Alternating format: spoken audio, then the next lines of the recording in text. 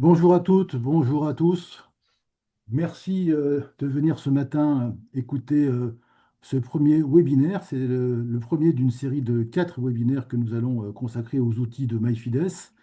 Alors tout d'abord un petit mot pour présenter l'association dont je suis le président. MyFides a été créé maintenant il y a tout juste 25 ans. Nous fêtons cette année le 25e anniversaire. Et c'est une association qui a le plaisir de compter parmi ses membres à peu près 1200 cabinets sur tout le territoire. Au départ, MyFides était connu pour avoir créé et lancé un outil qui permet de calculer les indemnités de fin de carrière. Depuis, l'offre s'est considérablement développée puisque nous y avons ajouté une vérification du fichier des écritures comptables.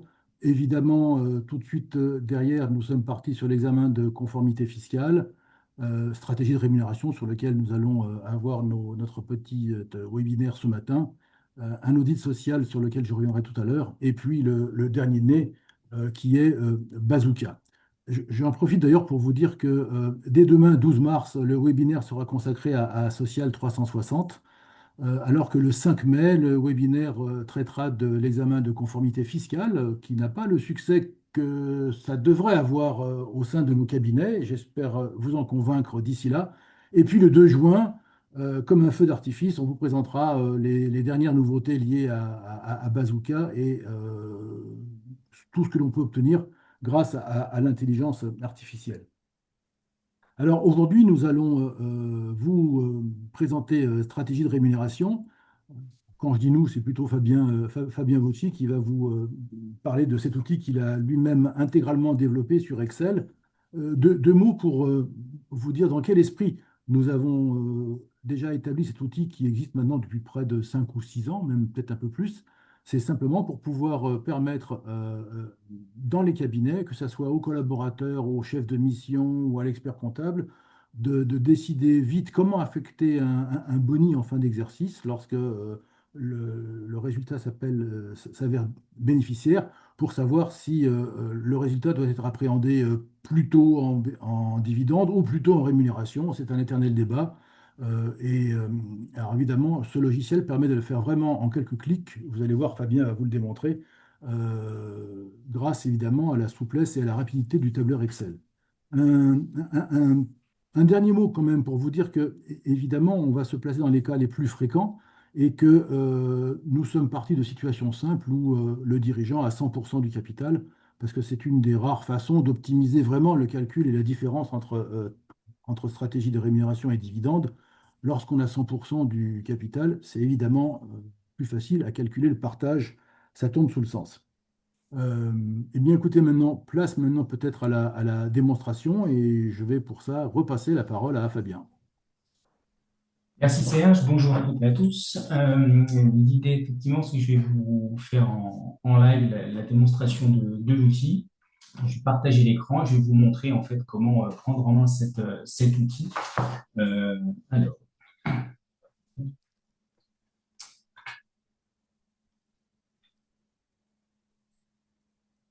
je partage. Est-ce que vous voyez bien, Serge? Est-ce que tu vois l'écran, le fichier Excel? Pas encore, Pour pas l'instant, encore non, partagé. Voilà. mais je sens que ça va, je Bon. sens que ça vient. Alors, Voilà, c'est bon, normalement, c'est bon. c'est bon. C'est bon. Alors, cet outil, comme le rappelait Serge, il se veut être un simulateur simple d'accès, simple d'utilisation. Ça n'est pas du tout un outil, pour ne pas le citer, comme Code TNS ou comme on peut avoir chez RCA, etc. L'idée, c'est que ça n'est pas l'outil pour permettre de calculer les cotisations de l'année avec le décalage que l'on peut avoir en fin d'année, les provisions, etc. Là, on est vraiment dans de la simulation avec des situations simples, des estimations de cotisations sociales, de fiscalité personnelle pour le dirigeant. Alors, comment il se présente? Donc, c'est un environnement Excel, mais que l'on a voulu rendre un peu dynamique pour que l'utilisateur ne se sente pas perdu dans les différents écrans d'Excel, les feuilles, etc. Donc, en fait, on a une première page d'accueil sur laquelle vous voyez, ce sont les cellules qui sont un peu orange foncé à remplir, et ça va être les seules informations à remplir pour les simulations. Et en bas, en fait, vous avez le menu de navigation qui, selon les situations, va vous permettre d'accéder aux différents écrans. Alors cet outil, il a évolué, comme le disait Serge, il existe depuis plusieurs années. Au fil de l'eau, on l'a amélioré, je dirais. On l'a fait grandir par rapport aux questionnements qu'on a pu avoir des différents utilisateurs. Dans un premier temps, c'était effectivement l'arbitrage entre rémunération et dividende. Et puis sur cette partie-là, on a fait évoluer aussi en disant bah, rémunération et dividende. Avant, on était à 100% dividende ou 100% rémunération. Maintenant, on peut jouer aussi sur la part entre pourcentage entre rémunération et dividende. Et puis, on a aussi apporté un écran qui permet de comparer les trois situations selon que l'on soit, enfin, que l'on veuille devenir pour un dirigeant qui s'installe, entrepreneur individuel, gérant majoritaire de SARL ou en SAS. Donc, ça permet aussi au cabinet de montrer aux dirigeants quel est l'impact de telle ou telle situation, quel est le coût que ça va représenter, qu'est-ce qui va rester dans sa poche selon qu'il s'installe dans l'une des trois de formes juridiques possibles. Donc, le principe très simple, on va remplir son nom, on va dire s'il est célibataire ou marié. Là, on n'a pris que des cas simples aujourd'hui, mais tout ça, ça peut se faire varier. Pareil, la fiscalité, on a fait des situations très simples, le nombre de parts, le nombre d'enfants, mais on ne rentre pas dans les demi-parts acquises selon les situations personnelles. Et ensuite, on demande la rémunération actuelle ou connue du dirigeant, donc celle de l'année précédente. Alors, selon qu'on sera en entreprise individuelle, en gérant majoritaire ou en SAS, on met le montant, mais ça n'aura pas la même signification. Donc, on a apporté des commentaires pour dire que ça sera le résultat comptable de l'année en entreprise individuelle, ça sera son salaire net si on est en SAS, etc. Donc ça va permettre en fait de calculer une situation initiale avec sa fiscalité, avec les cotisations sociales, etc. Et puis, on vient rajouter une enveloppe supplémentaire que l'on aimerait verser, enfin que le dirigeant aimerait verser. Le montant, on l'indique ici. Alors là aussi, on peut ensuite mettre des cotisations Madelin s'il y en a. Et puis, pour ajuster, affiner le taux d'imposition, la fiscalité personnelle notamment, il est possible de mettre les autres revenus nets imposables du foyer, puisque bien évidemment, ça sera pris en compte après pour le calcul de l'impact de l'enveloppe supplémentaire et son taux d'imposition. Ensuite, on gère deux situations actuellement qui sont soit artisan commerçant BIC, soit BNC relevant de la CIPAV. D'accord. Il n'y a pas encore toutes les autres professions, mais pour l'instant, on s'est cantonné à ces deux types d'activités. Donc, une fois qu'on a rempli ces quelques informations, eh bien, il suffit d'accéder à ces différents écrans en cliquant sur la situation. On a fait deux situations, là aussi, ça a évolué.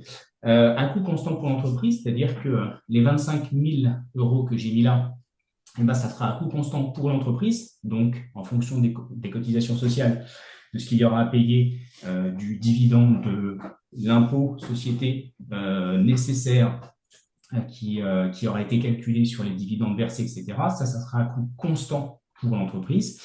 Ou alors, on considère aussi que cette enveloppe, c'est ce que souhaite percevoir, lui, dans sa poche, le dirigeant. Et dans ces cas-là, on recalcule tout à l'envers en disant, bah voilà, si lui, il touche 25 000, c'est que ça a coûté tant à la société, il y a eu tant de dividendes bruts, il y a eu tant d'IS, etc.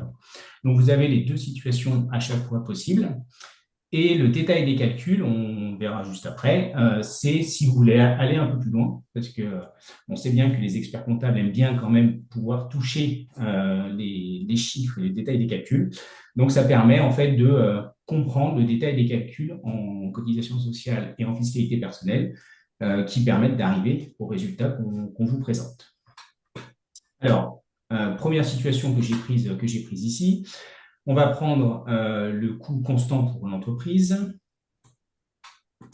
Et voilà, en fait, et les écrans se présentent tous de la même manière, plus ou moins de colonnes selon les situations possibles, mais se présentent tous de la même manière.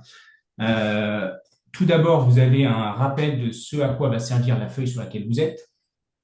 Vous avez ensuite l'information de la page sur laquelle vous êtes. C'est important aussi, on a bien distingué enveloppe à coût constant ou l'enveloppe versée nette dans la poche du dirigeant. Et on résume en fait les deux situations, côté entreprise, côté dirigeant, en rappelant les principaux éléments. Donc la situation initiale, le scénario 1, c'est-à-dire que cette enveloppe de 25 000, il va se la verser à 100% en rémunération, pardon.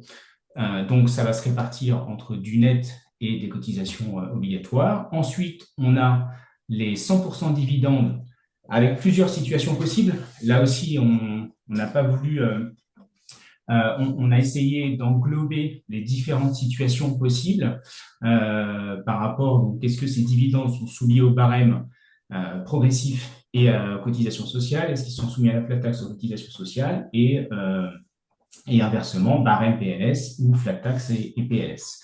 Donc, on a prévu ces quatre situations. Donc, du coup, on est toujours à coût constant, comme on peut le voir ici, mais ça va se répartir différemment sur les lignes. Et pour l'entreprise, ça coûtera exactement la même chose. Et ensuite, en dessous, on a l'impact pour le dirigeant.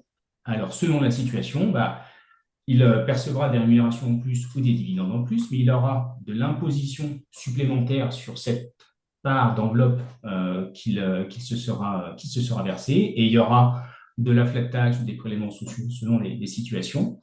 On a donc le reste dirigeant dans les différentes situations que l'on peut comparer entre les situations entre elles. Un point important aussi auquel tenait Serge, c'était d'indiquer aussi, parce qu'il n'y a pas que le revenu actuel, il y a aussi les revenus différés. Et donc, on estime aussi, sur la base des éléments que l'on a là, on estime le supplément de retraite que cela peut gérer pour le dirigeant. Donc, bien évidemment, en fonction de sa rémunération actuelle et de l'enveloppe et de ce que ça va dégager comme niveau de revenu, ça pourra dégager des retraites annuelles supplémentaires qu'il est important de prendre en compte quand on est dans ces choix-là. Donc, c'est pour ça que les situations optimales, il y a le reste dirigeant actuel, mais est-ce qu'il faut ou pas prendre en compte les revenus différés? Après, ça sera à vous de voir, de pouvoir en parler avec le dirigeant pour lui montrer l'impact. Donc, cette situation, ça, c'est 100% des dividendes. Et en fait, on a fait aussi une situation comparative, et ça aussi, c'est une nouveauté, où là, vous allez pouvoir jouer, je dirais, entre le pourcentage en rémunération et le pourcentage en dividende. Donc, sur cet écran-là, sur cette zone en bleu, en fait, on peut faire jouer en disant, voilà, je veux 40% de mon enveloppe en rémunération et 60% en dividende. Et donc là, à ce moment-là, vous avez l'impact. Alors, pour l'entreprise, ça ne change rien, hein, mais pour le dirigeant, ça peut changer la situation. Donc, ça permet, voilà, sur un simple écran, d'avoir cette vue d'ensemble et vous, ensuite, de pouvoir échanger et discuter avec le dirigeant. Fabien, Dis-moi. un petit commentaire rapide. Évidemment, euh, on a développé le deuxième scénario pour l'enveloppe affectée aux dirigeants, parce que c'était une demande de quelques confrères, notamment lors des congrès, des confrères qui voulaient aussi y rajouter cet aspect-là. Simplement, j'insiste sur le fait que lorsque l'on fait une mission complète d'optimisation de rémunération, c'est évidemment au bénéfice de l'entreprise. Donc, dans cette situation-là, il vaut mieux favoriser le coût constant pour l'entreprise. Par contre, bien entendu, on a, comme on est quand même à peu près vaguement démocrate, Fabien et moi, suite à cette demande nombreuse, on a rajouté cette situation parce que parfois, c'est vrai que vos clients vous disent, moi, je veux tant dans ma poche et C'est dites-moi ça. combien ça coûte. C'est pour ça qu'on vous a rajouté cette deuxième option. Évidemment, sur des bases comme celle que l'on vous a présentée là, vous avez vu que les différences, c'est quelque chose d'à peu près peanuts. Et ça, intuitivement, vous le saviez déjà. Je pense qu'on commence à se poser des questions sur des rémunérations ou des enveloppes un peu plus importantes. Et donc là, je vais repasser la main à Fabien. Ouais. Merci CH. Donc effectivement, alors tous les écrans, si vous voulez, après l'utilisation de l'outil est très simple. Une fois qu'on a compris cet écran-là, bah, tous les écrans seront construits de la même manière. En termes de navigation, donc je ne sais pas si vous avez fait attention, mais on a enlevé là aussi les accès aux feuilles pour vraiment pouvoir faire comme si on était dans un logiciel et ne pas être perdu dans les nombreuses feuilles de navigation. Donc vous avez toujours en bleu, en haut de la page, les possibilités de revenir en arrière, de naviguer entre les feuilles. Donc là, par exemple, si on veut connaître le détail de cette situation en matière de cotisation sociale ou d'impôt sur le revenu, on va sur le sommaire du détail des calculs, qu'on a aussi simplifié au maximum. On a les deux situations, enveloppe à coût constant ou enveloppe versée au dirigeant. Et selon la situation, bah, il suffit d'aller cliquer sur ce qui nous intéresse. Et on a le détail des calculs pour des cotisations sociales en fonction de ces revenus. Alors, il y a les deux écrans, donc je vous mets en garde, mais ça sera bien évidemment à vous de prendre le bon chiffre. Mais on a fait apparaître là les deux écrans, mais avec des points d'alerte. Quand on est en BIC, bah, on nous dit attention, ce tableau-là ne concerne pas votre dirigeant. Là, on est en BIC, donc on va prendre le montant qui est là. Et on a le détail des calculs tel qu'on peut l'avoir avec les bases, avec les taux, etc., avec le détail de calcul de la retraite de base et complémentaire et le supplément qui va avec. Donc, ça vous permet de toucher un peu plus du doigt les chiffres que vous allez pouvoir présenter aux dirigeants. Et en matière de fiscalité, c'est le même principe. On, on retombe ici. Les bases imposables, les revenus du foyer avec les autres revenus si vous les avez remplis, son impôt brut, et puis bah, selon la situation, les flat taxes et les prélèvements sociaux. Et on retrouve toujours les mêmes colonnes pour ne pas se perdre dans cette masse d'informations, de données chiffrées. On trouve toujours les colonnes dans le même ordre, tant qu'à faire. Et vous pouvez avoir comme ça un maximum d'informations. Donc ça, c'était pour le dirigeant. Alors l'enveloppe versée au dirigeant net, la deuxième situation qui effectivement fait une évolution par rapport aux différentes demandes, c'est exactement le même principe, hein, sauf que on va s'apercevoir en fait que pour le dirigeant, ça sera toujours un supplément pour lui en fait dans sa poche et donc ça sera un coût plus ou moins important pour l'entreprise puisque ça sera du net dans la poche du dirigeant. Bien évidemment avant fiscalité. Mais c'est toujours le même écran avec toujours la possibilité de se verser, de répartir l'enveloppe entre dividendes ou rémunération.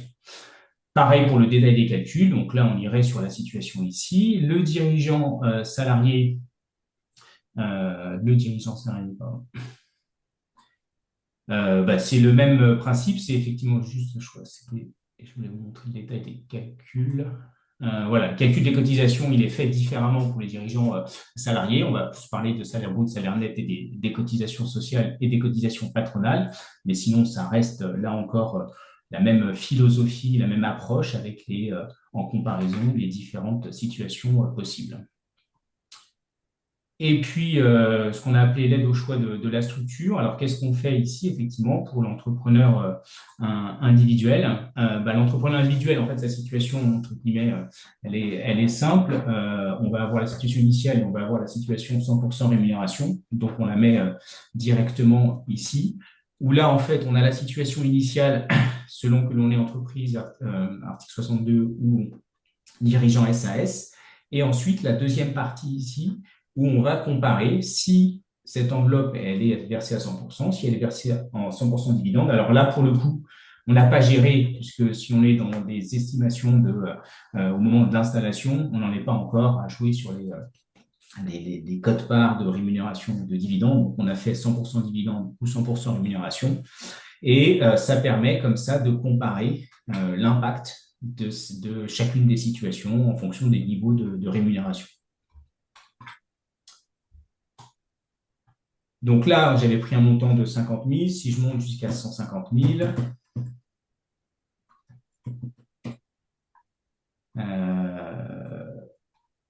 on commence effectivement à avoir des impacts qui sont un peu plus, enfin des écarts qui sont un peu plus conséquents selon les situations, sans oublier, on le rappelle toujours hein, sur les différents écrans, sans oublier non plus l'impact ou pas des revenus différés dans les différentes situations. Mais comme le rappelait Serge, c'est vrai que cette mission-là, cette approche-là, lorsqu'on est sur des rémunérations qui sont relativement raisonnables, ça se joue dans un mouchoir de poche. On est sur des estimations, on est sur à situation à aujourd'hui en fonction des taux et des calculs qui sont faits et de la législation aujourd'hui. Donc c'est à jour de la loi de finances, de tous les taux applicables pour les revenus 2025 en 2026 ou des revenus sur la base des cotisations sociales pour 2026. Donc tout ça c'est à jour, mais voilà, on sait bien que cette situation peut changer, peut évoluer au fil des ans. Oui, Fabien, un petit mot pour insister sur cet aspect retraite, parce que ça montre aussi que bon, l'outil, encore une fois, il a été pour vous simplifier la vie au moment du choix, lorsque vous clôturez le bilan, pour savoir si vous allez provisionner un complément de prime et charges sociales, ou si au contraire, vous allez opter pour un paiement d'impôt société pour pouvoir distribuer des dividendes. Mais évidemment, vous ne pouvez pas en rester que là, suivant les situations. Par exemple, quand on compare le net dans la poche du dirigeant et que l'écart est de 5 000 euros. Évidemment, dans la poche du dirigeant, 5 000 euros, c'est beaucoup, mais il faut lui montrer qu'il renonce en même temps à 100 euros de retraite complémentaire par an dans les circonstances actuelles. Ce qui veut dire que si votre dirigeant il est en train de flirter avec les 65 ans, il va choisir d'avoir l'argent dans la poche tout de suite, sans doute. S'il a au contraire encore 10 ans de cotisation devant lui, bien peut-être la question se pose d'aller sur un choix plutôt qui favorise la retraite. Et puis, le deuxième point, mais là aussi, à force d'écouter Pierre-Yves Lagarde, je crois que maintenant tout le monde est bien conscient de ça. Je dirais que l'épouvantail euh, de l'assujettissement des charges sociales aux dividendes, eh bien, c'est un épouvantail qui est assez facile à combattre. On voit bien que la différence dans certains montants, alors c'est vrai qu'avec des rémunérations beaucoup plus importantes, ça change pas mal, mais dans ces tranches-là, jusque 150, voire même jusque 200 000 euros, on voit bien que entre assujettissement ou pas aux charges sociales, la différence, alors j'ose pas dire que c'est l'épaisseur du trait, mais c'est en tous les cas pour moi pas déterminant. D'accord, je suis d'accord avec toi, c'est effectivement. Dans tous les cas, voilà, ça permet parce qu'on a souvent ces questions-là, hein, enfin, tout le temps même ces questions-là, donc de montrer aux dirigeants que finalement la question qu'ils nous posent, ben, voilà ce que ça donne, et après c'est à lui quand même de prendre la décision finale, c'est important, mais de bien se rendre compte que quand on lui dit que c'est pas la situation elle est plus complexe que ça, ben, il va bien le voir là, parce que quand on est sur des enveloppes de 5 000 euros d'écart, effectivement, sur des estimations, bah, derrière, ça veut dire qu'il y a d'autres paramètres qu'il va falloir prendre en compte, quoi. Donc, c'est ça qui est important. Peut-être, Fabien, un dernier exemple Ouais, pour justement pour illustrer tout ça avec une REM prends une REM de 300 000 et puis peut-être 100 000, voilà, de 100 ouais. 000 et là, on va voir que ça commence à avoir quelques.